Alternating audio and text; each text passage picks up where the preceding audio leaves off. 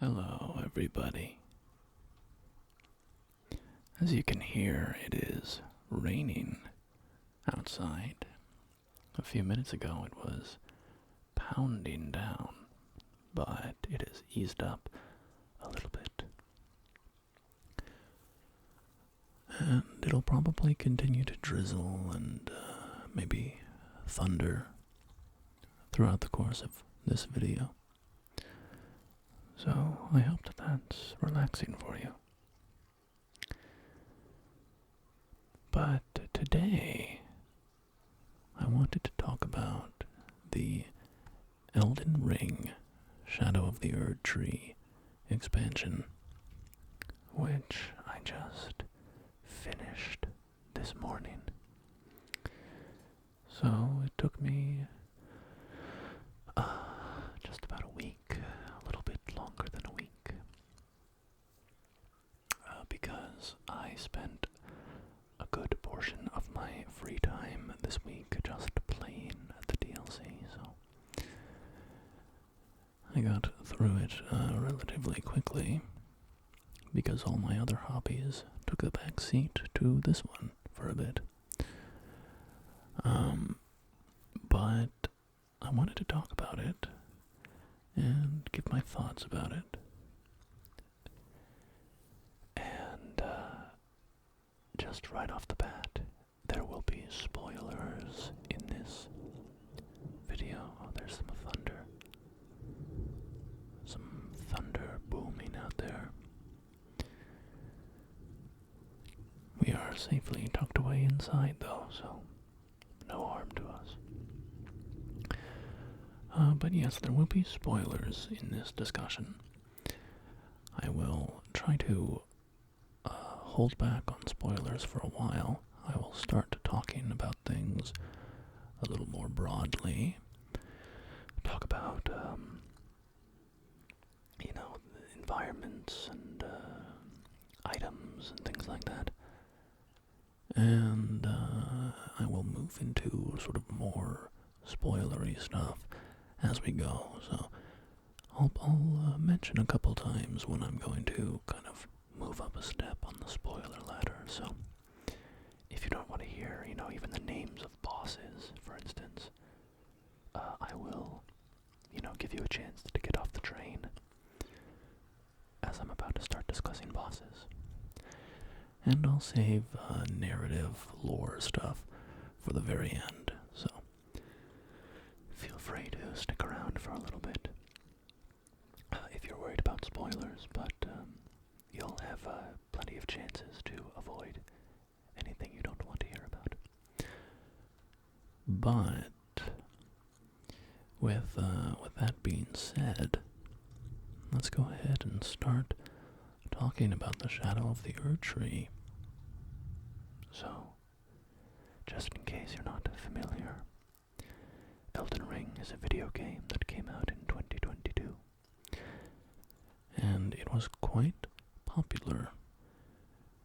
And now, in 2024, they released their first and likely last. I mean, Miyazaki always says, we never want to say we're never going to return to something, with Dark Souls or Elden Ring, but very likely, to my mind, this will be the last expansion for Elden Ring.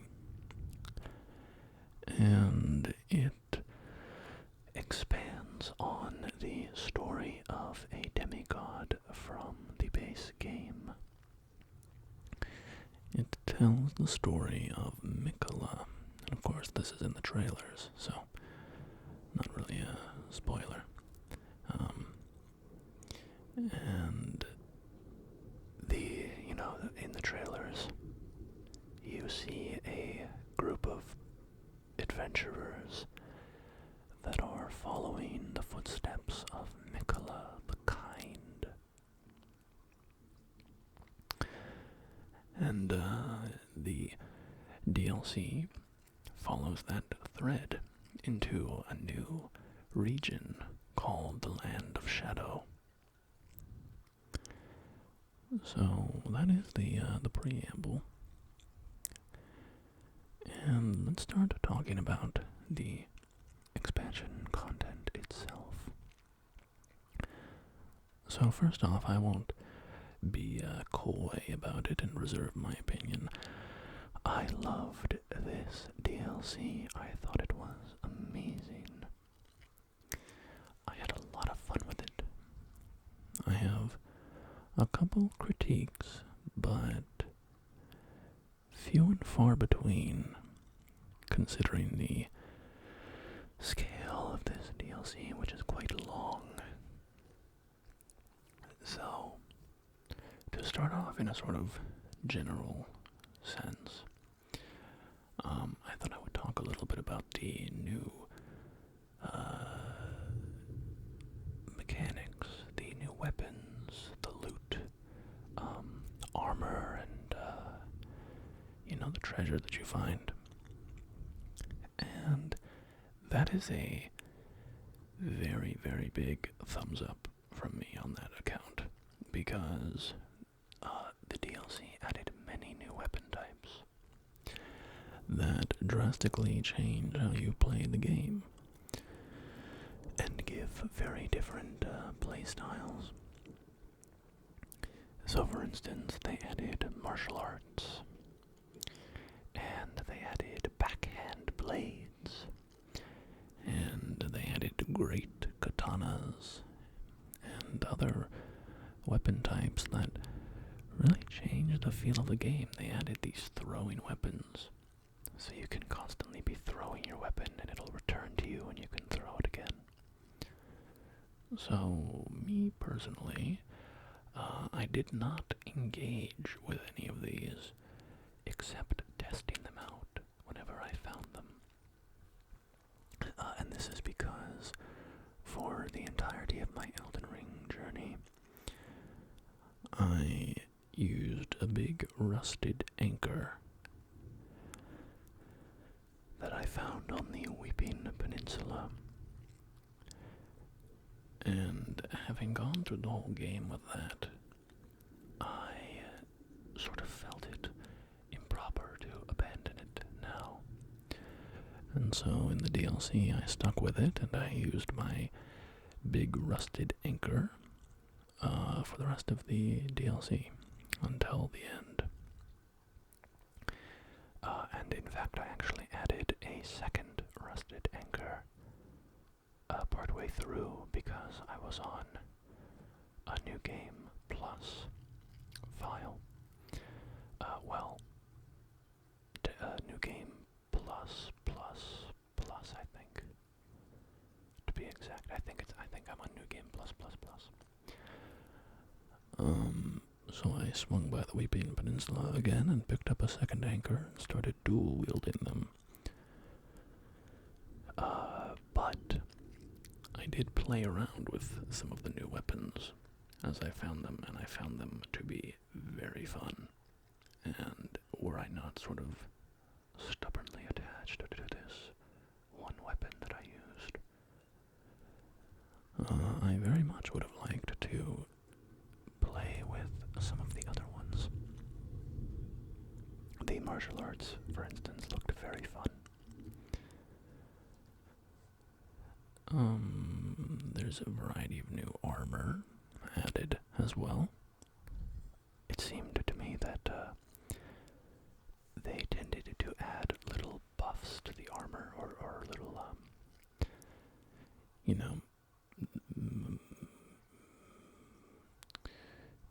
buffs to specific categories of items or spells with a lot of the armor in this DLC. So the armor might say, this buffs blood-based incantations or whatever. That seemed to me to be a little bit more common. There was also a pretty cool armor set called the Rakshasa armor that increases the damage you deal, but also increases the damage you take, which is a pretty fun, mechanic. High risk, but high damage. That would be pretty crazy easy to stack with the Soar Seal Talisman, which also increases the damage that you take. Just make a build that's like, I will die in one hit from any enemy.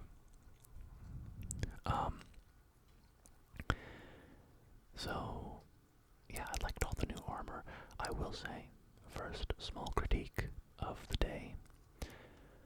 I wear the heaviest armor in the game, the Bull Goat set, which is pretty cool armor.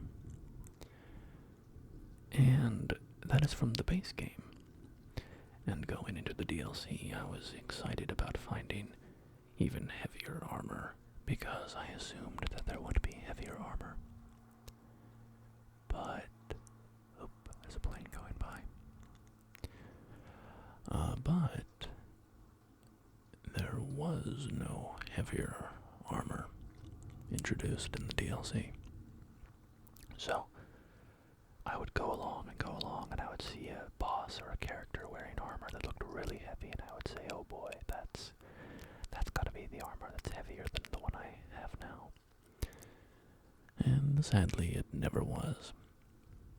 So, it doesn't really matter, but I was looking forward to upgrading my armor to, even heavier armor, because I enjoyed being the guy, the gigantic, chunky, dual anchor wielding mountain of a fighter. But, that's fine. Not a big deal. Yeah, and, okay, another critique, actually, is the loot. There's a lot of awesome loot in this expansion, but I'm the type of player who really likes to explore all the little cracks and crevices and find all the hidden loot. And very often in this DLC, the loot for everything from bosses to, hidden rooms in catacombs and such, the loot was very often upgrade material. So, grave glovewort to upgrade spirit ashes. And smithing stones to upgrade weapons. And that got quite tiresome after a bit, because I didn't need to upgrade a single weapon the entire time, because I was using anchors that I had for a while and were long fully upgraded. And I don't use spirit ashes, so I didn't need the glovewort. On the one hand, I don't really fault them for this, because they want to make sure that people have the resources necessary to upgrade their weapons, especially in this game, in this expansion where there's a lot of new weapons to try.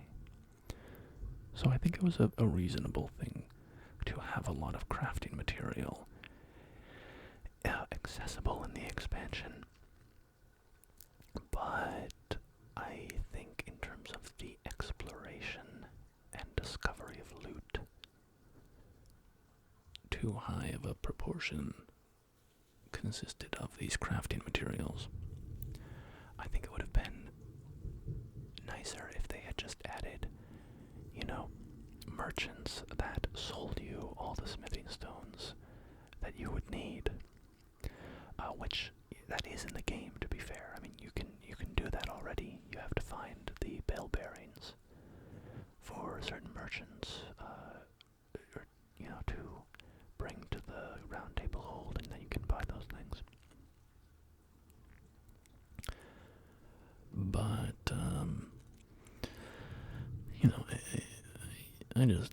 there were too many times where I was like, oh, this is a little hidden trail, or, oh, I found a little secret, I wonder what's up here. And time after time after time, it was like, hey, do you want some more glovewort? And I was like, no, I don't want more glovewort. I have too much glovewort already. So minor critique. But on that same sort of, topic,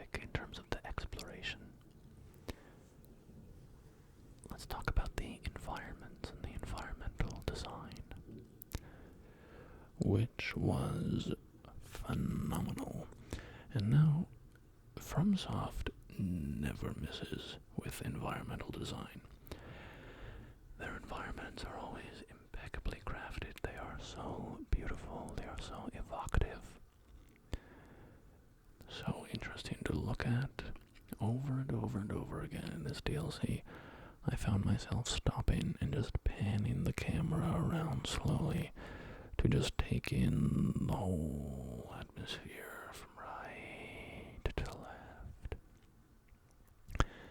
And, I think if you play this DLC, you will have the same experience of just being gobsmacked repeatedly by how gorgeous the game world is.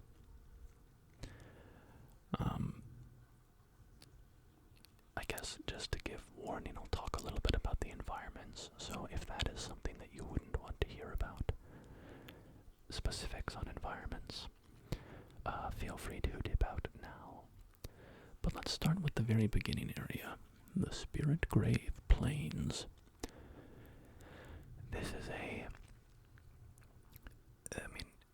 walking out of that little crevice in the ground and emerging onto this field of grass and translucent gravestones. It is an incredibly striking image. It is just so interesting and so evocative of a world, right? Of this fantastical world. Because not only is it a big, field of graves, which sort of tells you something, but they're these translucent spirit graves. And it just gives this whole place an aura of death, but also magic and beauty as well, because it really is beautiful. And then you go over to the cliffside and you look down and you see this coastline of cerulean flowers just covering the coast. This bright blue streak that is just remarkable. It is so brilliant to look at. And a little bit above that in elevation, there's this plateau of red flowers. And, it's places like that, sightlines like that just kind of freeze you in place and make you appreciate the environments. There's a lot of games where I've played a fair amount of games in my time, and there's a lot of games where you just kind of go through the game world, and even if there are sites that are kind of technically impressive, or they feel like they should be impressive, they just don't work on an emotional level for some reason. And in this game, the sightlines work, the structures work, they are impressive and stunning. One of my favorite areas is the Jagged Peak. So, off the coast, out in the water, there is this giant mountain of, how to describe it? It's like this cracking spire with all these needle-like, or sort of blade-like sheaths around it that are kind of unfolding from it. And it's incredible to look at from a distance. But then you get there and you are scaling the mountain, and it just becomes increasingly violent as the air turns red and is filled with cinders and specks of soot flying through the air. And there's this, blood-red sky full of roiling clouds, and there's this red lightning streaking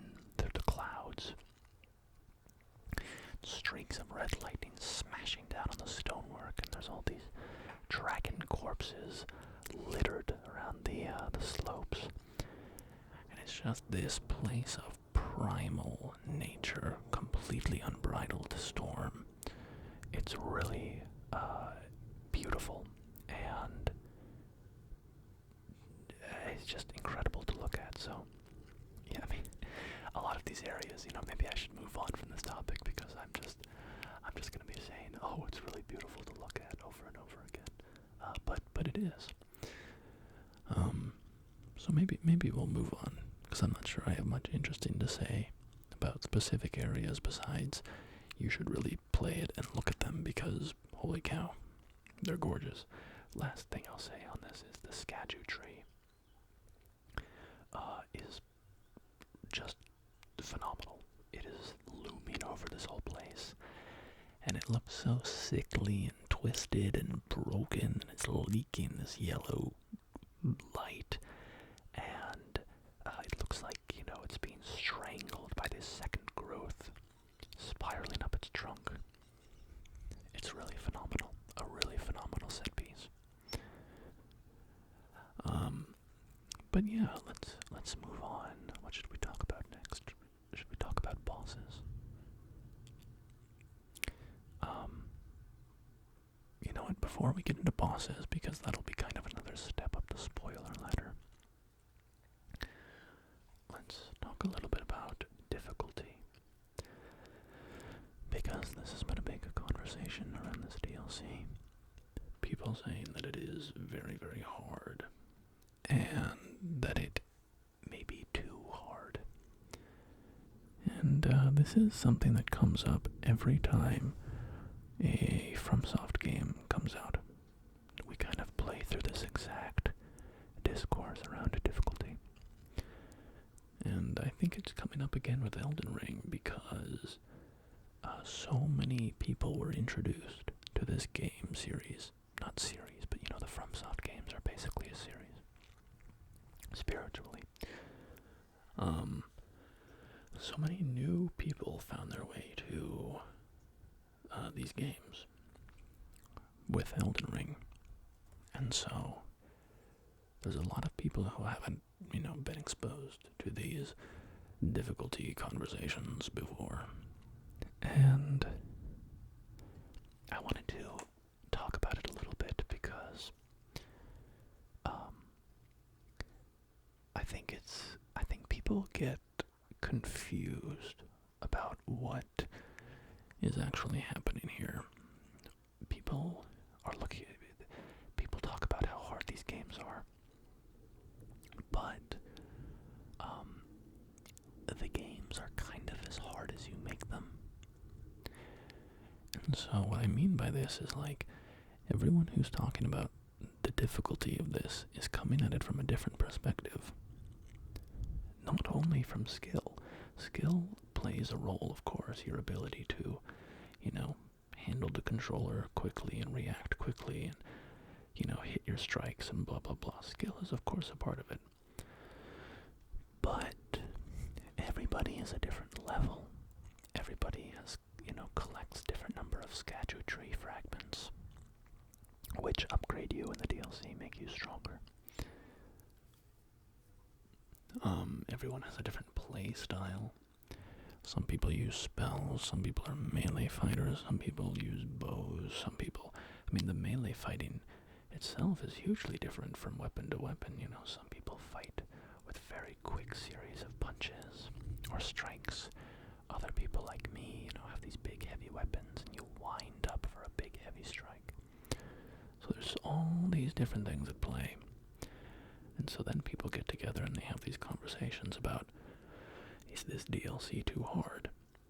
And first off, I want to say, if you think it's too hard or too easy or whatever, that's totally fair. I'm not here to tell anybody that their opinion about it is wrong. But I think the confusion comes in because we're all having this conversation from a different perspective. That's an obvious thing to say. That's all conversations. Everybody has their own unique perspective. But it's like we're all looking at this thing called difficulty, but we all have have a very different experience of what that difficulty is. Because the difficulty of playing against a certain boss as a spellcaster versus a melee fighter is very, very different. Do you use a shield to block attacks, or do you roll out of the way of attacks, right? My brother played the DLC at the same time as I did, and he was using a shield and a little Stabby weapon that he could block and attack at the same time. And he said, that pretty much all the bosses were extremely easy. And that was not my experience. I had a very difficult time with a couple of the bosses. So, if I tell him, I found this DLC to be too hard, well, okay, we're approaching it from such a different perspective that bridging that gap of experience is... You can't have the conversation about how hard the DLC is without addressing the fact that you can make these experiences so much easier or harder based on your playstyle. And all playstyles are legitimate and a valid way to experience the game, right? If you're having fun, that's what matters. But then once you try to go out there and make these factual claims about this DLC is too hard, or from the other side you're saying like, no, this DLC should be hard, people should struggle, you should get good. When you make these broad claims, I think it just ignores how FromSoft designs their games, right? They give you the tools to make the experience what you want it to be.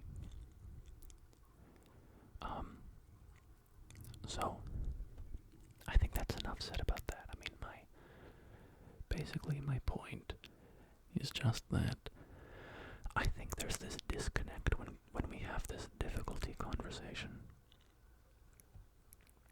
where we're all acting as though we're talking about the same thing. This DLC was, this hard. It was this amount of difficult. But we all have a very different experience of how difficult it actually is, based on, the choices that you make. I mean, if somebody's doing, if someone doesn't collect any Erdtree fragments, doesn't summon spirit ashes, doesn't level up their character even, and then they say this DLC is too hard, we would, kind of laugh at that, because it's like, alright, you're not using the tools that are available to you.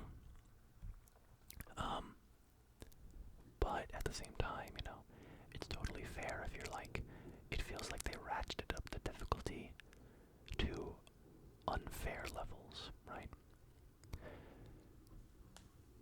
It's all just, it's all our experience of how we're playing the game, but my experience personally was that the DLC was kind of on par with like the general difficulty I would expect from these games, especially from a DLC. It didn't really give me much more trouble than I normally face with a FromSoft game. The last boss, however, I will say, that's the only one that I would say I have a bit of a design bone to pick with it, where I think they maybe didn't design that boss the best way. But we'll talk about that later. And in fact, maybe we'll talk about that right now, because I want to move on to talk about the bosses. And even naming bosses, I think, can be a little bit of a spoiler, so if you want to get off the train now and avoid hearing about bosses, this is your warning to do so. We are going to be discussing bosses. So, now that they're gone, the bosses in this game, in this expansion, are really, really good. I really, really, really like the bosses. Some of the highlights for me, the Divine Beast, the Dancing Lion, is probably one of my favorite bosses in all of Elden Ring.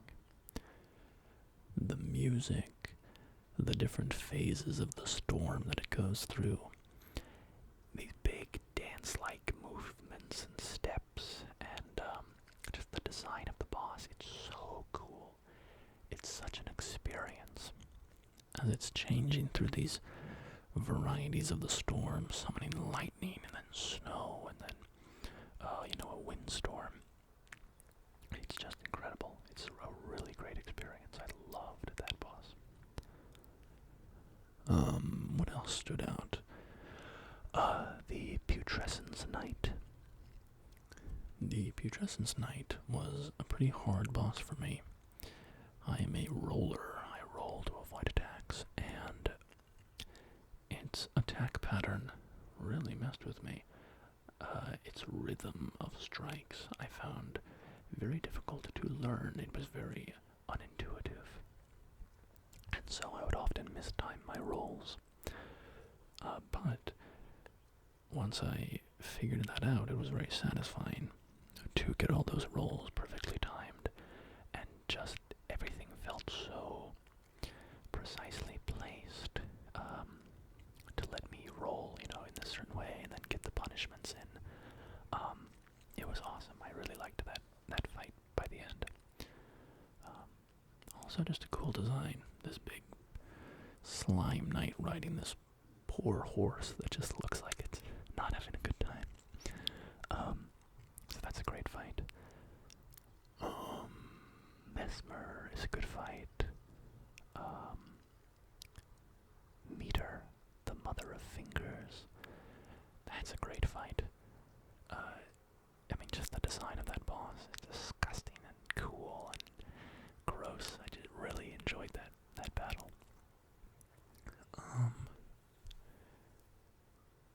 Midra, the Lord of Frenzied Flame. That was a good one.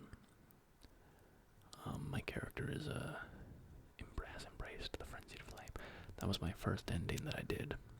Sort of in my mind, my canon character ending was, becoming the Lord of Frenzied Flame. So fighting Midra was cool because I really enjoy the Frenzied Flame storyline, and its place in the Elden Ring, world. Bale the Dread, the Dragon of the Jagged Peak. This was an all-timer fight. Bale is awesome, but the cherry on top is summoning Egon, the Drake warrior, because his voice lines are incredible.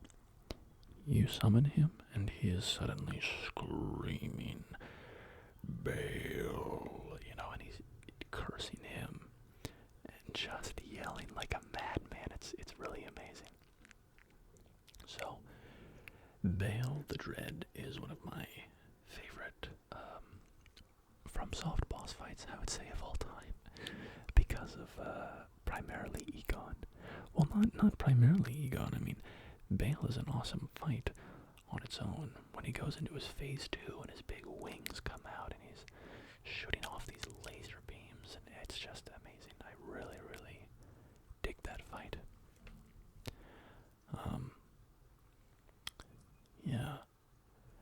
Yeah, I won't add the final boss into that list as a standout. That the final boss is like the only boss that I have kind of a bone to pick with, that I didn't really like too much. I'm gonna take a sip of my tea.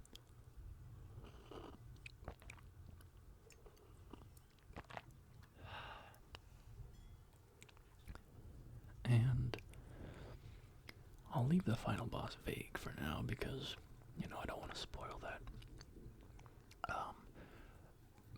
I might return to it a little later at the end of the video, but I'll just talk about my problem with the final boss. And I have a bit of a narrative issue with it as well, a small one. But my mechanical problem with the final boss is the first phase is okay. It's a little boring, to be honest, for a final boss. But it's fine. It's functional. But the second phase is not, it is not easy to learn. And I don't mean that in like, I just talked about the putrescence night, where it was really unintuitive, the timing of its strikes, and I had to learn that, and I enjoyed that process. My problem with phase 2 of this boss, this final boss, is that it is really hard to see what is going on. There are these beams of light that are covering the screen, like multiple times, in every attack combo. And, I need to be able to see what the guy is doing so I can learn his attacks. And now, thankfully, he reuses his attack patterns from the first phase, mostly. So, you've already kind of learned the patterns. But you don't really, it's one thing to learn the patterns, it's another thing to not be able to see what wind-up he's doing. Because there's, because somebody's using that solar panel laser weapon from Fallout New Vegas on the screen and just blinding you. So you don't see what he's doing. You don't know what's coming. You don't know where to roll or when to roll. And then I thought, okay, well, the beams of light generally come from in front of him, so I'll get behind him.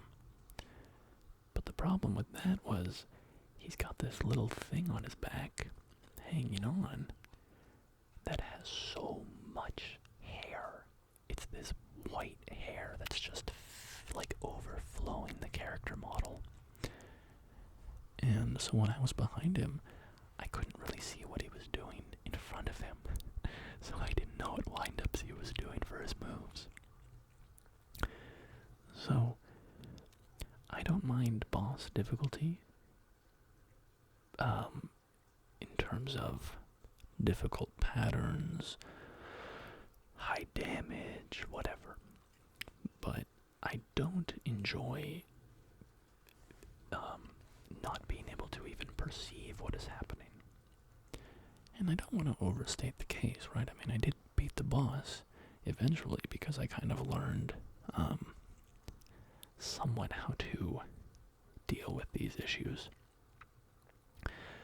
But I just found that it was too chaotic to really engage with the part of Souls fights that I enjoy, which is the, learning the boss moveset and getting into this kind of rhythmic dance with them. When I can't even see what the boss is doing, it becomes pretty much impossible to, learn the dance moves, so to speak. So, unfortunately, I found the final boss to be a bit of an anticlimax. But, other than that, I really liked all the bosses in the DLC. Too many furnace golems. That's another thing. Too many furnace golems. They take a long time to kill and they're kind of boring. Yeah, but that's the bosses. Let's talk about the NPCs, because the NPCs are a huge part of this DLC. Now, to be fair, NPCs are an iconic part of all the Souls games. The NPC quest lines are kind of notoriously arcane and difficult to progress and very easy to screw up. You very often are going to have to look up a guide to complete an NPC quest line, because if you're doing it on your own, chances are you're going to mess it up. Elden Ring made it a bit easier to get through NPC quests, I will say. I was able to do most of the NPC quests on my first blind playthrough, just by kind of constantly checking in with the NPCs and talking to them. And their dialogue gives you good clues about how to progress. So,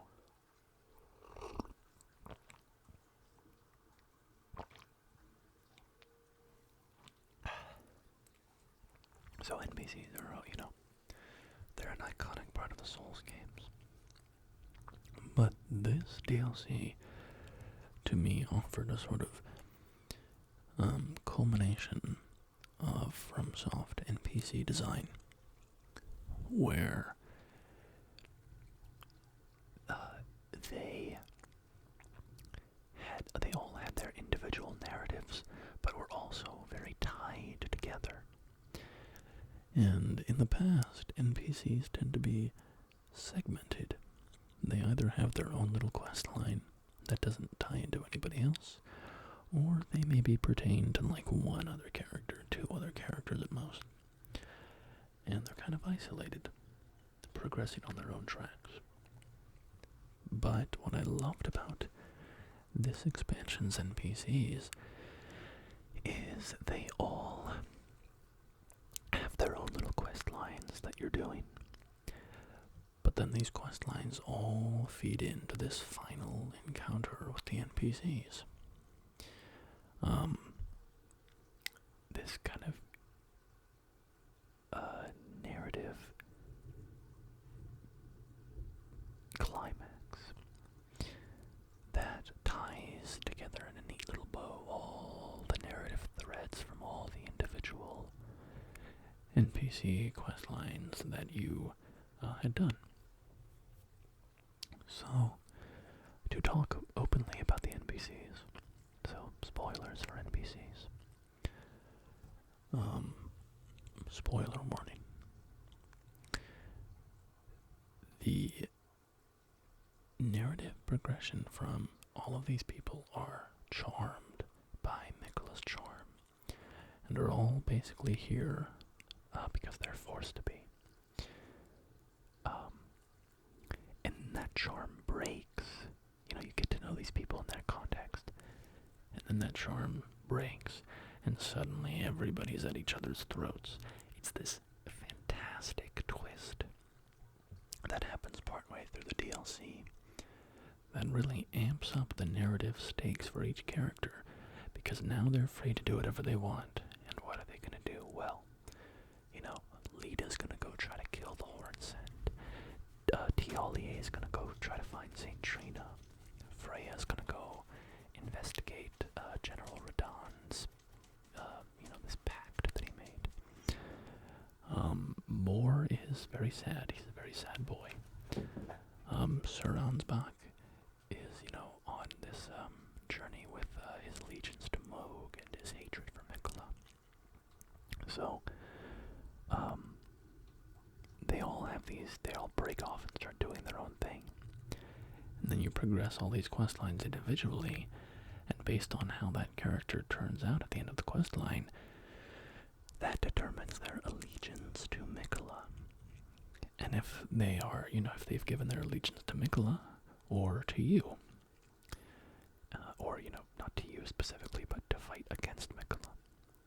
And so, this accumulates in the final battle with all of these NPCs.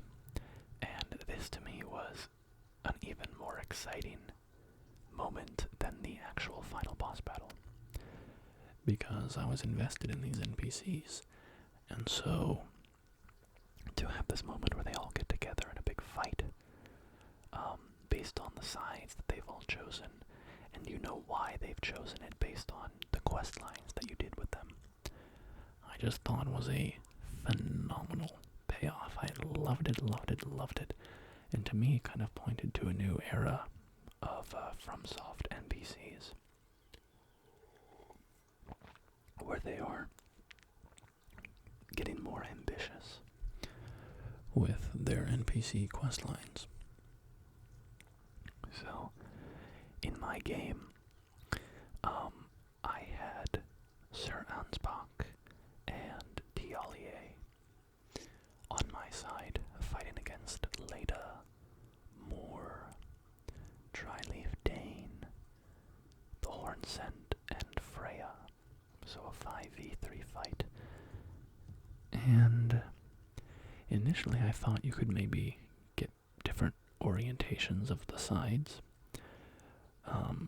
because I played through blind on my first playthrough of these things before I go looking on the wikis for more information. So I thought that depending on your choices, you could maybe change how how the fight shakes out in terms of who's on what side. It doesn't seem that's the case based on what I saw. It seems like if you complete somebody's quest line, they're there on a predetermined side, and if you don't complete their quest line, they're just dead. They just don't join the fight. So, that was it would have been cool if there was some flexibility there. But regardless, it was an incredible moment. Maybe my favorite moment of the DLC, to be honest. Walking into that room and realizing there was going to be this showdown between all the people who had been following Mikkola's footsteps. So, 10 out of 10 for that moment. I really, really, really, really loved that. And the NPC quest lines are great. They're well voice acted, well written. Cool characters. Great lore revealed through the quests. So, I have nothing but praise for the NPCs.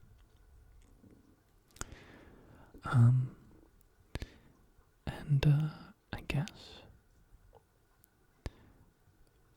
lastly what I want to talk about is the narrative, sort of narrative revelations, lore revelations. Obviously, I'm going to have a very flawed understanding of these things compared to there are people out there, who do this lore analysis pretty much for their job on YouTube, so I'm not going to have a completely accurate understanding of what's going on. But I'll just talk about some of the lore, some of my thoughts about it, my feelings. One thing I did actually as I was going along, because I loved Elden Ring so much, I thought, this is a pretty nerdy thing to do, but I got a little journal, and when I started this DLC, I started from my character's perspective, keeping a little journal of his, travels through the Land of Shadow.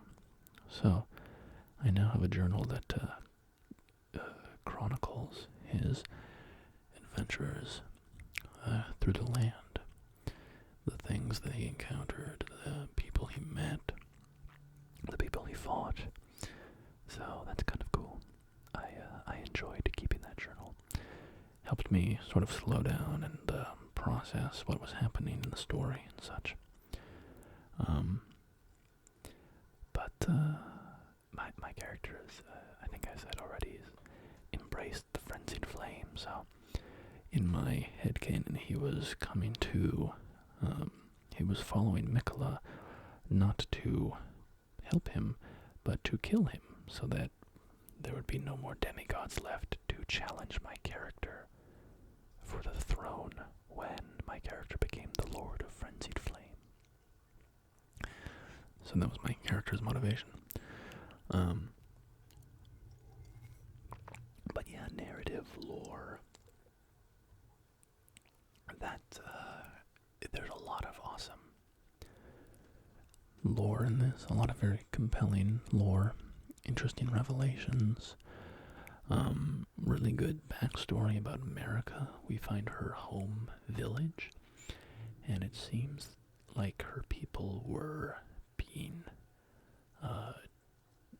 tortured, basically, by the Horn Scent Society. And so, it kind of seems like maybe her motivation for becoming a god was partially to stop that, or, bring justice to that. I don't know, but certainly the motivation for the crusade, I would think her son, Mesmer, he, leads this crusade against the Horn-Scent people of the land, and kills them all. destroys their society. And it seems like that was probably partially due to the fact that they were just treating America's people in a horrifying way.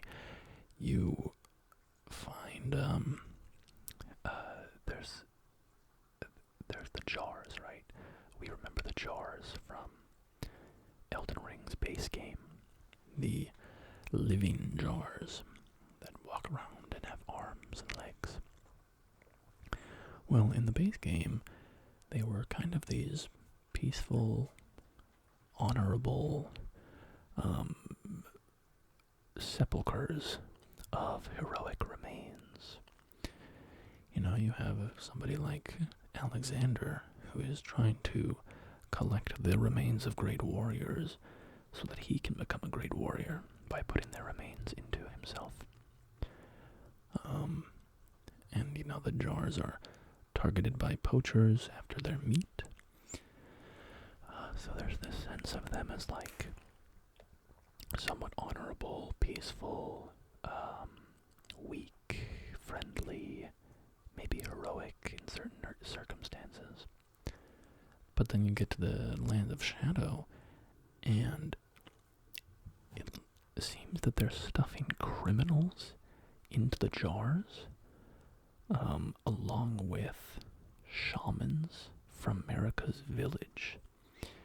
Because you find a spirit who says, he's like, this is what shamans live for, is to go in the jar. You have to go in the jar. Stop protesting. But also, it talks about criminals going in the jars. So I think It's like you put a shaman in the jar with a bunch of criminals, and their flesh all melds together into this Cronenberg-esque nightmare. And what results are those freaks that you find in the jails. Those fleshy monsters that shoot big clumps of meat out of themselves. And they look like women. It looks like the main head that's emerging from it is a woman's head. So my guess is that's the shaman, and then all the meat around her Is like the flesh of criminals. Because there's another piece of lore that talks about shamans have like flesh that mingles easily or something. It blends easily. So that's kind of my theory, is like one shaman goes in the jar, and then you fill up the rest of the jar with common criminals. And then I don't entirely understand what happens at that point, but it talks about, there's this sort of rebirth into sainthood. Something like that. I don't know what the saints are exactly, but The Hornsent have a thing for the divine, right? They have this tower that's stretching up to the heavens. kind of Tower of Babel-like, maybe. So, them birthing saints, I don't know exactly how it ties into that, but it seems like it could be related. The Hornsent also had inquisitions, and this is another thing that I don't know too much about. About why they were leading the inquisitions, but I really love, you know what, I'm gonna get my phone here and see if I can. There's this one quote from a spirit ash description That I really like. I think it's the Inquisitor Spirit Ash Elden Ring. Let's see if this brings it up. Yeah, here we go.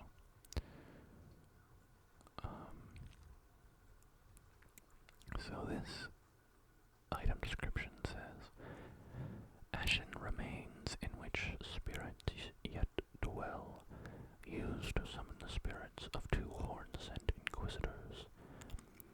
The Inquisitor hags wield barbed candlesticks, One of the Inquisitors casts a tower hex to heal HP, while the hex of the other boosts her own attack power. And this is the bit that I like. Inquisitions often perplexed the minds of the uninitiated, and so seniority was viewed as an asset. And this is, it doesn't really tie into the lore, but I just really loved that description of how the young can't justify the evil being done by the old and powerful, right? Like, when your mind is young or whatever, you sort of see the morality more clearly. You see that what your society is doing is wrong. But and I love how they put it, inquisitions often perplexed the minds of the uninitiated.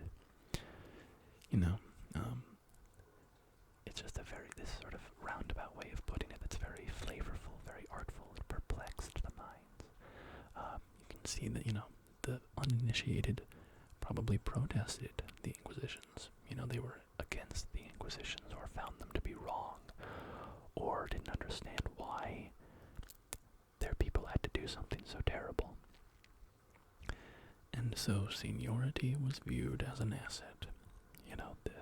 The people in the halls of power who, were more likely to go along with the Inquisitions and not have moral misgivings. So that's one thing that I liked. But anyway, the Inquisitions, I don't entirely understand what they were doing, but certainly seems bad. I think that the Abyssal Woods is this area where the Frenzied Flame has taken over. And there's this guy, Midra, who, it seems, so I don't entirely understand what happened with Midra, but I think that the Inquisitors unjustly destroyed his land, killed everybody in his household, probably killed his wife. You find his wife's body, and then stuck him through with this horrible, painful barb that kind of, it's horrifying if you look at how it's stuck in his body. It's like all these fish hooks sprouting out from his sides. And there's this cool piece of lore text where it says his wife's final word to him was endure. Endure. And I think, what the implication there is like, this horrible crime was done to the family. And as his wife was dying, or Midra was being taken away to have the worst possible crime done to him, his wife said, don't give in. Don't give in to the Frenzied Flame. And he didn't for so long. And then our character shows up and beats the tar out of him. And he's like, I can't take this anymore. And he pulls out the barb and becomes the Lord of Frenzied Flame. So that's my rough understanding of how that went down. It might not be entirely accurate. But yeah, my guess is that was caused by one of the Horn-Sent Inquisitions. Just a totally unjustified thing done to people who didn't deserve it. Much like how the merchants were entombed under Lane Dell and, gave birth to the Frenzied Flame that way. What other sort of bits of narrative? So, okay, let's talk about this. The Mikola stuff, and, again, big spoilers. Mikola and Radahn, and Melania and this whole kind of network of demigods, Moog. So it seems like what happened was Mikola had this idea to become a god. Melania was on board, Although it's hard to tell at this point, how many people were charmed by Mikola. and how many people were genuine true believers. Did Melania really want to help him? It's certainly possible. Or did she, was she under his charm? anything is possible with Mikola, I think, at this point. We can't say for sure that anybody in his past that helped him wasn't under his spell. But it seemed that the plan was to become a god and take Radon as his king consort. And he couldn't do that Unless Radon died and went to the Land of Shadow, because if you go to the ceiling tower, wait, that's not what it's called. Suppressing tower. in the center of the map. It tells you that all death washes up here and is suppressed. Now, I don't really know what the suppressed part means, to be honest. But if everything that dies washes up here, then Radon's death would have taken him to the Land of Shadow, where the divine Mikola could revive him using the body of Moog, which we know happened. Moog's corpse was used as the vessel for Radon's soul to be, put into. So it seems like probably the reason that Melania went to Caelid to kill Radon was not just for, some fight in the Shattering. I mean, why bother, right? Radon is halfway across. Radon is as far from the Erdtree as you could get. Why build an army and march into Caelid all the way across the lands between just to fight Radon? You could probably think of a reason, but it seems pretty obvious now that the reason was because Radon needed to die so that he could become Mikola's consort. Maybe that's not true. I don't know. I don't entirely understand why Mikola would cocoon himself in the Erdtree. If this was his plan all along, right? Why not? And then also, why not just charm Radon to, kill himself? There's a lot of stuff that I don't fully understand, so I wouldn't say all of this that I'm talking about is, I have, full confidence in, but I think it's a pretty good theory that that's why Melania fought Radon. To make him Mikola's consort. And maybe Melania was supposed to do more to help Mikola, but once she entered her coma after being defeated by Radon, or fighting to a draw, she lost her senses and couldn't help Mikola anymore.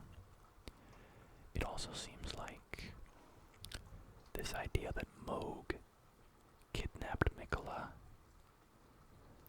might not be true necessarily. It seems like Moog was under Mikola's spell. Well, we know that actually is true because Ansbach tells us that it is.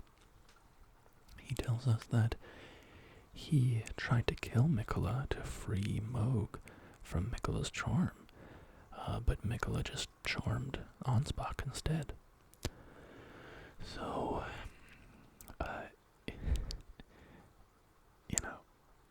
there's all this accusations that you could level at Moog that people have said about him this whole time, because it seemed quite obvious that he was being very physically intimate with Nicola after having kidnapped the boy. So, a very bad relationship dynamic there. But ironically, it seems that it was kind of the reverse. That Moog was under Nicola's magical charm the entire time. So that's kind of weird. And also, I mean, all of this stuff is really like gross. There's a lot of incest and nasty stuff going on. But remember that this story was written by, or this world was, co-created by J.R.R. Martin. So, the incest seems like par for the course if you've read or watched Game of Thrones. But yeah, Radon, our character comes along and kills Radon. Oh, maybe that's, well, need to think about that more. Maybe that's why Nicola in the cocoon was like stuck or something. I don't know, because Melania failed to kill Radon. So maybe Nicola was just kind of stuck there waiting for Radon's soul to, roll up. And he's like, "Where's Radon? Why isn't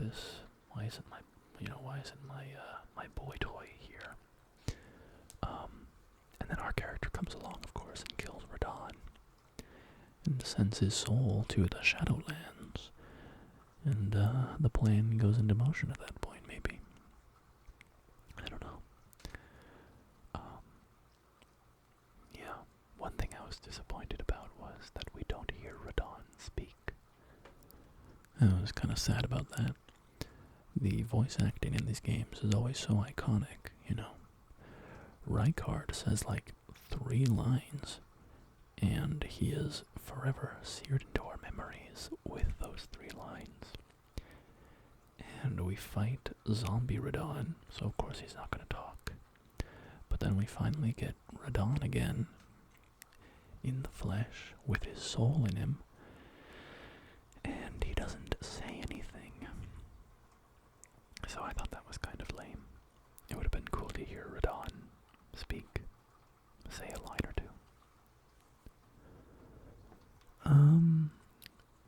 What else is there to talk about narratively?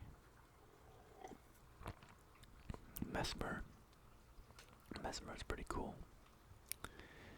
He's got this abyssal serpent in him, and this fire inside of him. And Marika just, locks him away in the Land of Shadow. Totally abandons him. And he has a sister who has a dream of fire. A little sister. We get that in like one item description from his the kindling that you get when you kill him. So that's probably Melina, right? I mean, people have been theorizing since the game came out that Melina is Marika's daughter. But we never really saw direct evidence of that. People also say that Melina is the Glowmite Queen. So if that's true, and she is Mesmer's younger sister, there's a lot of timeline stuff to work out here. Maybe Mesmer did the crusade, Marika goes to the lands between, seals away the Land of Shadow, and has Melina with her, and then maybe Melina, starts her Godskin Apostle nonsense, and then gets, dogged by Marika, sealed away or something. Who knows, right? But there seems to be a lot to work with there. One thing I really want to know is who is Mesmer's dad? And I have I don't know. I kind of feel like Mesmer's dad might be a fire giant.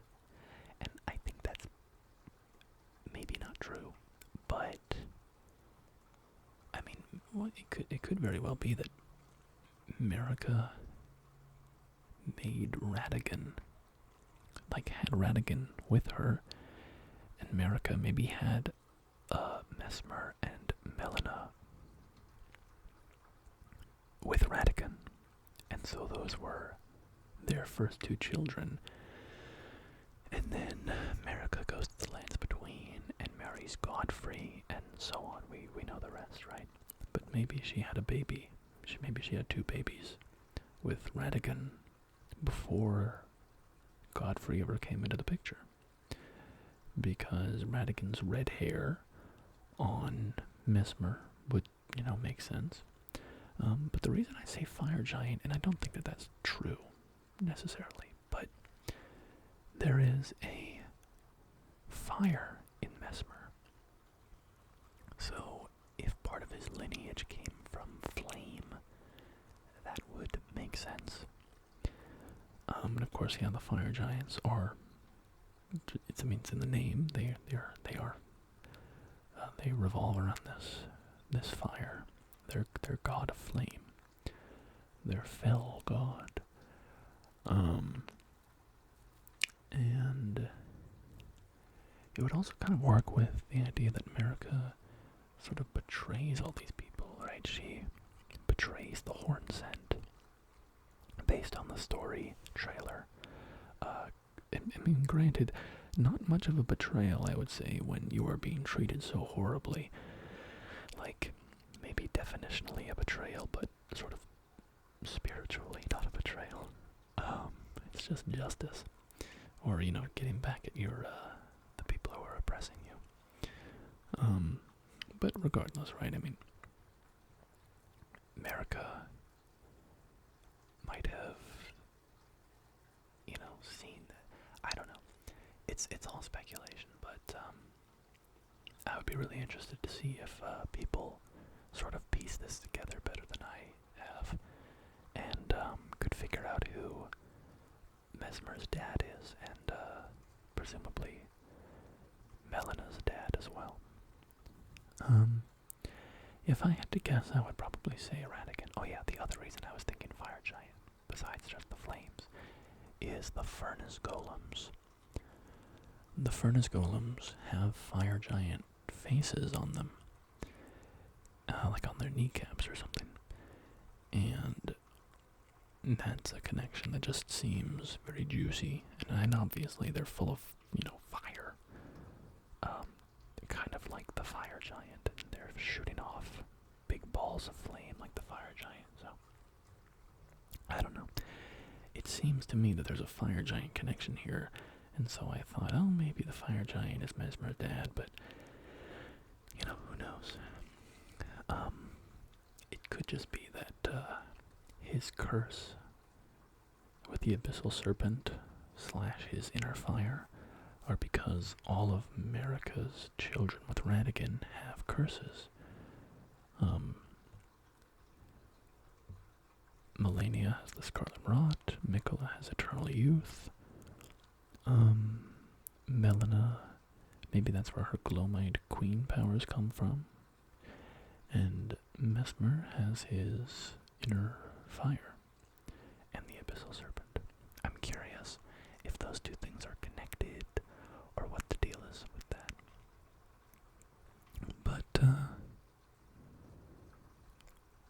so I think maybe that's my favorite theory at the moment, is Radigan and America had these two kids early on.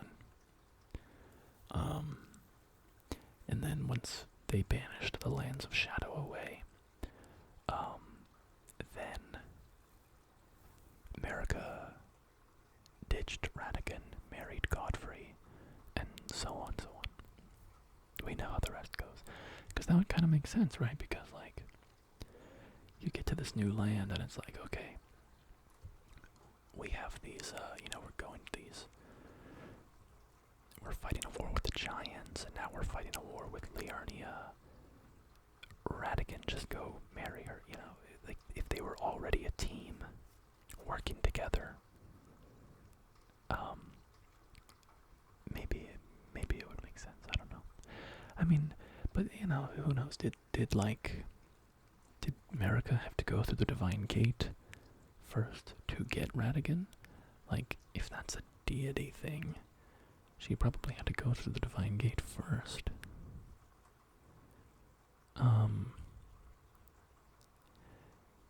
Maybe. Okay, so hear me out. So maybe if you need a consort at the Divine Gate, it sort of seems that way, right? I mean, Mikola needs to set up Radon first, so that as soon as he goes to the Divine Gate, Radon can be there for him. So maybe Marika found a ritual to split herself so that she could go through the Divine Gate and make Radigan her consort. I mean, who can you trust more than yourself, right?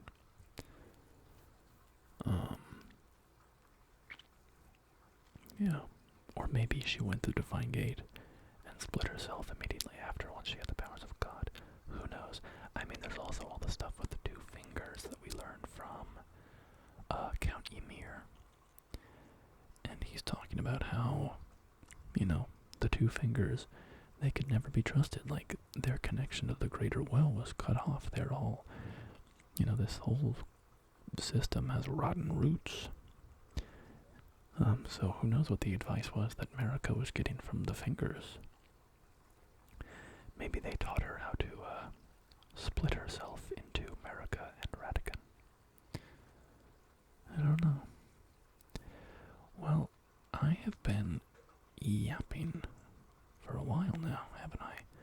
Definition of yapping here, just rambling. So I will leave it here, just spinning off lore speculation into oblivion when we all know we can just wait for a Vati video to come out and watch that and know much, much more. So, thanks for stopping by. I am definitely going to do a boss tier list for the DLC. So keep an eye out for that. And then I don't know, maybe roleplay or something else. Who knows? Just see what I'm inspired to make based on the DLC. I do have to go back and finish those Skyrim book readings. We have to finish off A Dance in Fire, the final couple of chapters. So we'll get to that eventually as well. And then I wanted to read the Argonian account after that. Anyway, here I go again. Ramble. I'm talking too much. I'm going to say goodbye now. So,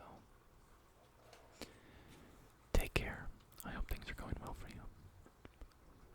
Goodbye. Goodbye. Goodbye. Goodbye.